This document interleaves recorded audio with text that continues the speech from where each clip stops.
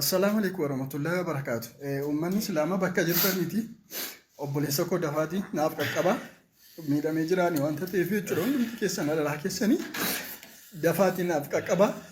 Qaamni mucaa kana miidhees immoo seeratti akka nu dhiyaatu tareeffadhaati uummanni lafa jirtanii hidha. Dhimma Abdii Raggaasaa asiiditti nama jechuudhaan sooshaal miidiyaa kanarra deddeemaa jiru kallattumaan gara obboleessa isaa Addisuu Raggaasaatti bilbilee qulqulleeffannaa turtiin keessan nu waliin haa ta'u.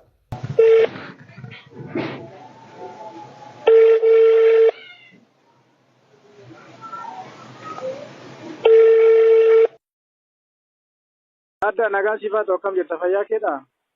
Jira diinoo akkam naguma? Galata Waaqayyoo jirta? Jira galata Rabbii alhamdulillah. Maaltu ture maaltu uumame waa'ee obboleessa kee wal qabatee viidiyoo maxxanaa jiru tokko arginee isa qulqulleeffachuudhaaf barkeetti bilbilee miidiyaa kanarra kan deemu wanta qabatamaa hin qabnedha sirraa ragaa qulqulleeffachuuf maaltu ture? Diinoo ko barana sun akkuma ganamuma suubii barii salaatu dhuma afanaa nagee. Qaamota seeraa naannoo keenya jiran polisii kee akkas ta'ee jira minaamin jedhanii namoonni naaf bilbilanii innaan sobdoo deemanii deebi'ee rafe. Sa'aatii sanatti immoo masjida deemuudhaaf gaafan ka'ee jedhu gaafanii naaf bilbilanii natti himanii obboleessi keenya ajjeefamee namatu meeshaadhaan rukuteedhanii. Okay. Jechuun lubbuudhumaan du'eedhaniiti kan isaan natti himanii jechuudha. Okay. Innaa irra deebiidhaan immoo qaamni seeraa aanaa keenya naa bilbilee abdiin miidhama xiqqoo wayii miidhamee jiraanii meeqa qabii naan jedhe natti hime. Okay. Isumaanaan amaneenii gaafanii achi gee namoota na dursanii mana Keerlaand hospitaalii geessan gaafan gaafadhu asiidiitutti namneedhanii. Okay.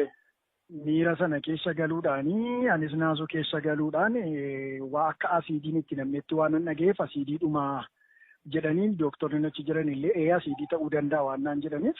Qaamni asiidii kanatti naqee baramee adda baaftanii? To'atameera abbichi to'atameera yakkamaan tokko immoo duuba isaa shakkamaan jiru. Ho'i jirtu nagaa shakkamaan duuba isaanii jirus immoo qulqulleeffatamaa jiru. Abbaan yakka kana raawwate garuu to'annoo seeraa jala oolanii jira kutaa magaalaa Afurii jechuudha. Okay. Naan illee miira kana keessa galeen beektaa akka wanta asiidiidhaan gubate jedhanii waan natti himaniif gaafa naqee ilaalu wantichi asiidii waan wal fakkaatee jiruuf gaafan isallee gaafa dhufee asiidii ta'uun afaan beeku wanta akkas na godhe waan natti namni hin beeku eessan jiraachaa waan tureef namoota tokko gaafan gaafa dhufee asiidiidha waan jedhaniif miira kanaan illee poosti godheenii akkasuma immoo dhimma kana immoo waajjira poolisii deemee qulqulleessuudhaaf gaafan naqee jedhu hiriyoonni koo waajjira poolisii achi keessa kan hojjetan poostii gootee namoota walitti buusaa jira waan ta'eef nu haqinaan jennaan haqeen jira. Kanatu ture diinoo koo wanti jiru kanadha. Okay, qaamni amma wanti duuba isaa jiru dhimma amantiin kan wal qabatudha moo akkami? Hin barre gaamma waajjirri poolisii wanjalmaa maarii nama qorannaarra jira. Lakkoofsi bilbilaashee kaleessa eenyu wajjin akka haasofte teekistiin eenyu wajjin akka inni barraa ture minaaminiin illee qorannaarra jira. Kanarra gaa wanti adda baafame hin jiru garuu dhimmichi dhimma amantii natti hin fakkaatu gaa utuu amantii ta'e nama dhuunfaatu godhaaree waliigalaan waan godhamudha. Amantiin nama miidhus hin jiru amantiin nama gubus hin jiru. Okay. Kan amantii walitti buusuu barbaadetu kana raawwate ta'uu danda'a malee wantichi amantii bakka bu'an natti hin fakkaatu. Odeeffannoo tokko yeroo sooshaal miidiyaa irra deemu haadha manaa isaatu asiidii kana itti dhaqee jedhu amma ministri kun. Lakki soba. Malee haadha manaa isaa kan wal qabatu miti jechuudha. Hin barre gaalee amma dhugaa dubbachuuf anis akkuma keessan abdiin kan inni jiru furiidhaan kanan jiru walatteedha.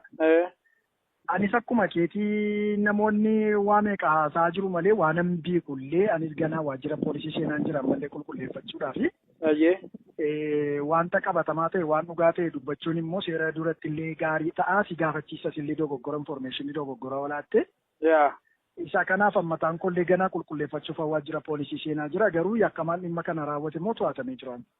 Tole guddaa galatoome yaada kana nuu kennuu keetii fi miira keessaa ba'a tasgabbaa wanti hundumtuu Waaqayyo lubbuusaa baaseera waan ta'eef iyyuu dhimmi amantaa gamaa akka manaan dhimma amantaa akka hin taane wantichi karaa waajjira poolisii sila qulqullaa'achuuf immoo qaamni kamiyyuu tasgabbaa'uu qaba. Ilaa wantichi akka inni dhimma amantaa hin taane kanan beeku meeshaaleen qaraa qabanii fi sagalee qabanii nama san harkatti qabameera.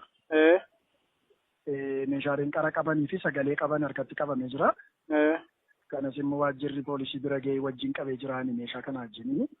Okay. wantichi yookaan namni itti bitu yookaan immoo dhimmoo dhuunfaan jireenya nama kanaa obboleessa kootii nama hin barbaannetu ajjeesuu barbaade yaalii kana godhe malee. Kiristaanotatu ajjeesuudhaaf abdiitti dhufe yookaan immoo abdii akkas taasise otoo hin taane dhimmichi nama jiraachuu lubbuun jiraachuu mucaa kana nama hin barbaanne yookaan bakkeerraa yookaan keessoorraati itti bitamuudhaan nama dhuunfa akkana godhe inni shakkiin akkasiin qaba malee wanti kun amantaa wajjin waan wal qabatullee natti hin fakkaatu. Sababiinsa faarfattoonni hedduun amantoonni hedduun baay'een isaanii ijoolleen pirootestaantii ta'an biyya fagoorraa naannoo Boolee Bulbulaarraa Laga Xaafoorraa iddoo garaa garaatii dhufanii naa birmatanii dhufanii amma isaanii wajjin yaalchisaa jirra ijoollee Pheenxee wajjin. Kana kuno nu kan beeknu amantaan keenya gargar yoo ta'e oromummaan keenya tokko oromummaa keenya beekna malee namni kamiyyuu mirga isaati amantaa kamitti amanuu fi amantaa walii kabajnee oromummaa keenya immoo waliin tokkonfannee waliin jiraachuudha. Kanaaf iyyuu qaamni badii kana geggeeffame sababii qoratamaa jiruuf qaamoleen waan hin fakkaanne maxxansaa jiraniif erga maalii qabda? Dhugaa dubbachuuf taanaani nun amantaa adda adda qabna garuu oromummaa walitti qabna. Peejii tokko ijoolleen fidanii natti argisiisaa turanii waaqayyoof haa galatu baga gubatee utuu du'e minaamin kan jedhullee maxxansi baay'ee fokkisu tokko meeqaan argaan ture. Abdii jechuun uummata Oromoo keessaa nama tokkodha. Kiristaana keessaa nun dhimma amantaa utuu hin taane nun oromummaadha kan walitti nu fidu. Otoo kiristaanummaa bicha walitti qabaanna ta'e Laga Xaafoorraa, Boolee Bulbulaarraa, Boolee Ruwaandaarraa ijoolleen kiristaanonni paasteroonni tajaajiltoonni yaa'anii dhufanii abdiin akkamsiisanii. Innaa isa kanaaf jara kanaaf kanan dhaamu yoo jiraadhe yoo waaqayyoo keessan sodaattanii yoo rabbi keessan sodaattanii otoo waan miira namaatti bu'u poosti gochuu arrabsoo garaagaraa otoo dhiiftanii jedhee dhiiga oromummaa keessaa immoo dhiiga wareegamtoota keenyaatiin isaanii nan kadhadhaan. Guddaa galatoomii yaadannoo kennitee fi ragaa qulqulluu waan dhugaattee fi ulfaatu jechuu barbaada. Ishi galatoomii diinoo kosh. Egaa kana fakkaata waan ta'eef iyyuu nuti amantaan keenya gargar ta'us nuti oromummaan keenya tokkodha jechuudha. Abbaan barbaade amantaa keenyatti haa bu'u, abbaan barbaade amantaa kan isaanitti haa bu'u, garuu kan badii namaa jaallatu hin jiru jechuudha. Akkan nama jedhaa jirutti kan obboleessa koo naa yaalchisee naa qaqqabaa tures paastaroota tajaajiltoonni qaleessa wajjin tajaajilaa turedha. Dhimmi kun dhimma amantaa faana walii hin qabatu kan jedhu yaada nuu kennee jira dhaggeeffataniitu waan ta'eef iyyuu namni kamiyyuu badiisa obboleessa keetti hin gammadin. Namni kun maaliif jiraataa du'uu qaba akkas ta'uu qaba hin jedhin hin faradin sitti faradamaa jedha. Nama jibbiin nama jaalladhu akka mataa keetti iyyuu jechuudha. Kanaaf iyyuu nuti akka amantaa keenyaatti nama kabajneetu nama jaalannee hammannee wal wajjiniin jiraanna jechuudha. Haa ta'uyyuu malee kaleessa nuti amantaa keenya kan hin ta'inis amantaa biraas kan ta'es amantaa walii kabajnee wal wajjiniin jiraachaa ture jechuudha. Kanaafiyyuu obboleessi kun baga waaqayyoo si oolche siin jechuun barbaada. Amantaa barbaadetti namni tokko dhagaatti isaa amanu waan barbaadetti isaa amanu mirga qaba jechuudha. Kanaafiyyuu maaliif amantaa keenya qeeqaa maaliif amantaa keenya akkas godhaa warri jettan abbaan barbaade waan isa barbaachisu dubbachuu danda'a jechuudha. Namni tokko yoo yakkee qaama seeraatiin ni gaafatama ni to'atama jechuudha. Amantaa ofiimmoo kam kabachiifatu seeradha malee nuyi ekeleen haa du'u jennee namatti farannee namni sun hin du'u jechuudha. Innaa akkanadha waan ta'eef iyyuu nuti akkuma kaleessaa amantaa walii kabajnee oromummaa keenya tokkoomne wajjin jiraanna jechuudha. Egaa hanga ammatti waan waliin turtaniif guddaa galatooma. Obboleessi keenya Abdii Raggaasaa baay'ee si jaalannaa kaleessa si jaalannaa har'a si jaalannaa baga waaqayyo lubbuu kee baase siin jechuu barbaannaa guddaa galatooma.